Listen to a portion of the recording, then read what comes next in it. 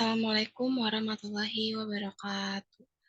Kami dari kelompok 2 kelas 19-7A03 hari ini akan mempresentasikan UAS mata kuliah etik yang berjudul Infringement of Privacy. Kelompok kami terdiri dari 6 anggota, yaitu saya sendiri Nuri Khairunisa Masyifa dengan NIM 1920102, Anissa Gina Fauzia dengan NIM 1920496, Azhara Rizkia Rahma dengan NIM 1920735, Cindy Olivia dengan NIM 1920256, Syafira Ayu Alifian dengan NIM 19297, dan Tamia Juwita dengan NIM 19064. Selanjutnya materi akan disampaikan oleh Azhara Rizkia Rahma.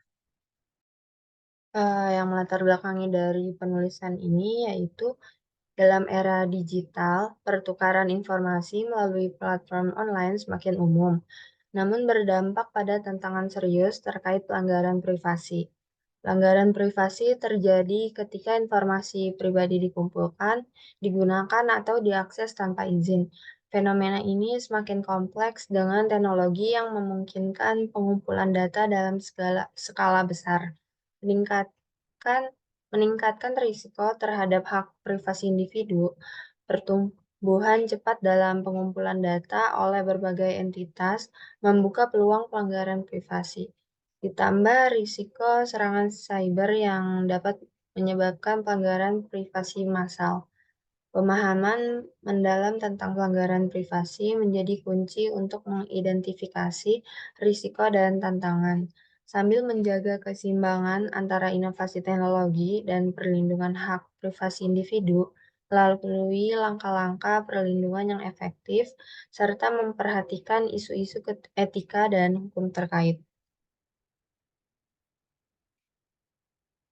Selanjutnya di landasan teori ini ada pembahasan mengenai cybercrime yang menurut George Dalam Suhaimin dan Musli pada tahun 2023 dan Arifah pada tahun 2011.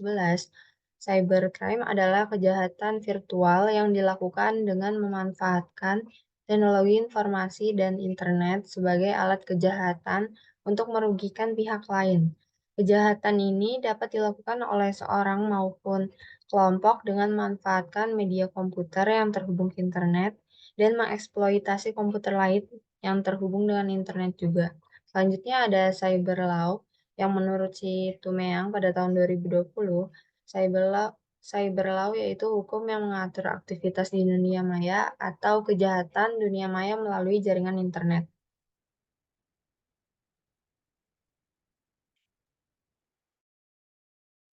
Selanjutnya ada pengertian dari infringement of privacy. Ini merupakan pelanggaran terhadap hak seseorang untuk menjaga kerahasiaan, kebebasan dari pengawasan atau gangguan yang tidak diinginkan, dan kontrol atas informasi pribadi mereka. Kejahatan tersebut dapat juga merugikan korban secara material ataupun imaterial. Next. Ini adalah jenis-jenis dari infringements of privacy, yaitu yang pertama ada pencurian informasi pribadi. Di sini ini seperti pencurian dari informasi pribadi seseorang, misalnya ada data tertentu yang bersifat pribadi, lalu ada foto atau video dengan tanpa konsentuasi atau izin dari pemiliknya. Yang kedua ada penyebaran informasi yang tidak etis atau melanggar hukum. Di sini contohnya itu misal jenis peniruan seperti tampilan webpage suatu situs milik orang lain secara ilegal. Yang ketiga, penyebaran informasi sensitif. Di sini ini misalnya itu yang tidak etis atau melanggar hukum, misal seperti kartu kredit, rekening, atau data pribadi lainnya. Next.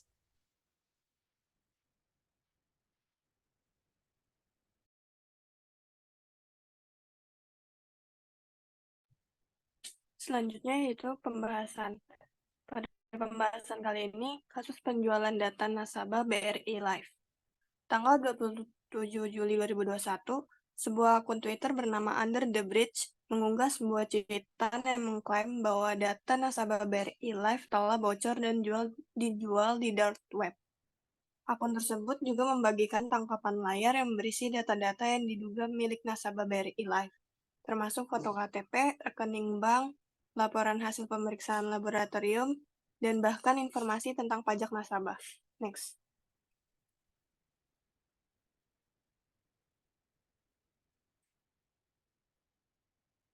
Selanjutnya, pada tanggal 28 Juli 2021, Kementerian Komunikasi dan Informatika atau Kominfo menyatakan bahwa pihak telah menerima laporan terkait dengan dugaan kebocoran data nasabah BRI Life. Kominfo kemudian meminta Badan Cyber dan Sandi Negara atau BSSN untuk melakukan investigasi lebih lanjut. Next.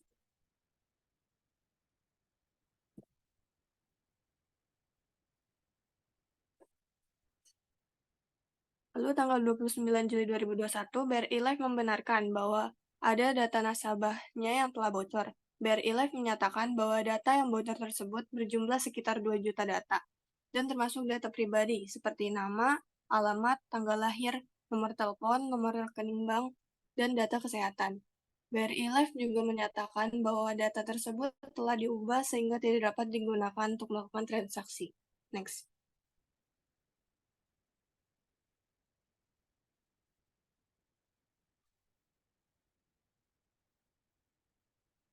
Selanjutnya, tanggal 30 Juli 2021, Barreskrim Polri melakukan penyelidikan terkait dengan kasus dugaan penjualan data nasabah BRI Life. Barreskrim Polri kemudian melakukan penggeledahan di kantor BRI Life pada tanggal 31 Juli 2021. Next.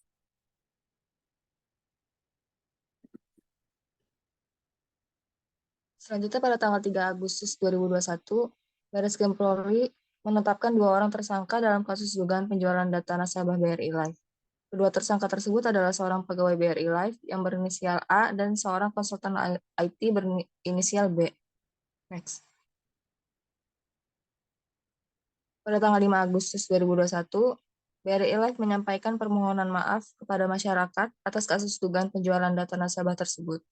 BRI Life juga menyatakan bahwa pihaknya akan melakukan perbaikan dan peningkatan keamanan sistem informasinya. Next. Selanjutnya, berdasarkan hasil investigasi yang dilakukan oleh BSSN, kebocoran data nasabah BRI Life terjadi karena adanya kesalahan konfigurasi pada sistem informasi BRI Life. Kesalahan konfigurasi tersebut menyebabkan data pribadi nasabah BRI Life dapat diakses oleh pihak yang tidak berhak. Kasus dugaan penjualan data nasabah BRI Life ini menimbulkan kekhawatiran di masyarakat. Data pribadi yang bocor dapat digunakan untuk berbagai macam kejahatan seperti penipuan, pencurian identitas, dan pemerasan. Next.